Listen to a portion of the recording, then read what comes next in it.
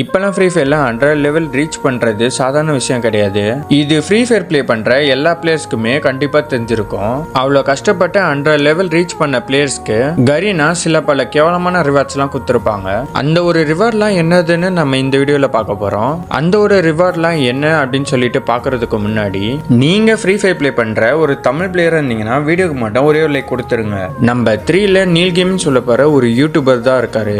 இவர் பாத்தீங்கன்னா 9 மாசத்துக்கு முன்னாடி தான் 100 லெவலே ரீச் பண்ணாரு. இவர் 100 லெவல் ரீச் பண்ணதுக்கு கரீனா ஒரு முக்கியமான ரிவார்ட் தான் கொடுத்துருப்பாங்க. அது வேற எதுவுமே இல்லை, இந்த இத்து போன பேராசூட் தான். இது நம்ம ஸ்டோர்லயே பாத்தீங்கன்னா அவைலபிளா இருக்கு. நம்பர் 2ல ஹைஸ்கூல் டெஃபர் சொல்ல போற ஒரு யூடியூபர் தான் இருக்காரு. இவர் தான் இந்தியாவிலே நம்பர் 1 100 லெவல் ரீச் பண்ண பிளேயர். இவர் 100 லெவல் ரீச் பண்ணதுக்கு கரீனா இந்த ஒரு ரிவார்ட் தான் கொடுத்துருப்பாங்க. நம்பர் 1ல அப்படி என்ன ரிவார்ட் தான் கொடுத்துருப்பாங்கன்னு பாக்குறதுக்கு முன்னாடி நம்ம 90,000 சப்ஸ்கிரைபர்ஸ் அடிக்கிறதுக்கு இன்னும் கொஞ்சம் சப்ஸ்கிரைபர் தான் தேவை. பார்க்குற யாருமே சப்ஸ்கிரைப் பண்ண மாட்டேங்கிறீங்க. இனிமேல் பார்க்குற வச்சு சப்ஸ்கிரைப் பண்ணி பாருங்க.